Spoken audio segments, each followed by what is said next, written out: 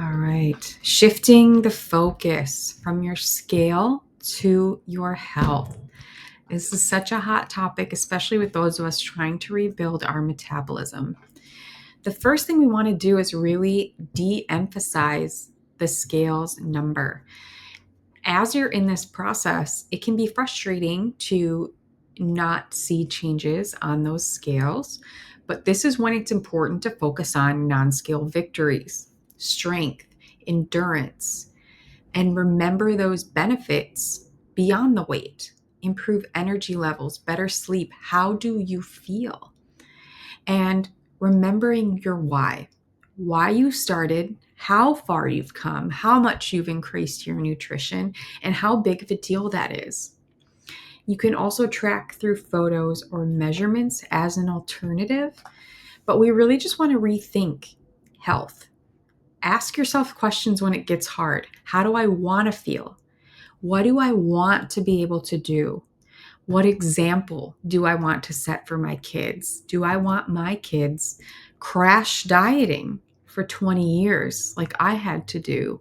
Or do I want my kids to eat whole foods, balanced meals, and at a healthy metabolism so that when they get through puberty and out of college, they're set up for success and they don't have to worry about this, right? So think about things like that. How do I want to show up even in other relationships, for your career? And what don't you like about your current habits that we can work on and change? Celebrate progress, not just the numbers. We focus on the numbers so much and we just don't need to. So here's 3 approaches to your health goals. 1, transforming your perspective in, like I said, shifting to non-scale victories. Celebrate a PR, celebrate, hitting a consistency goal. I drank my water 10 days in a row, where before I was barely drinking 16 ounces, and now I'm drinking 80 ounces 10 days in a row. That's a huge deal. That's a huge deal. Being mindful around your tracking. Track your progress in a way that just doesn't involve the scale. Track how many days, like I said, you worked out in a week, how many days you were consistent. That is huge progression in itself, and we take that for granted.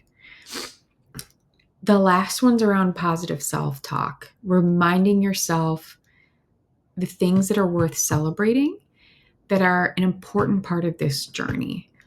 We get really down on things that potentially just don't matter, when what matters is the changes that you're making to your lifestyle, to your habits, and now to your mindset to paint that picture together.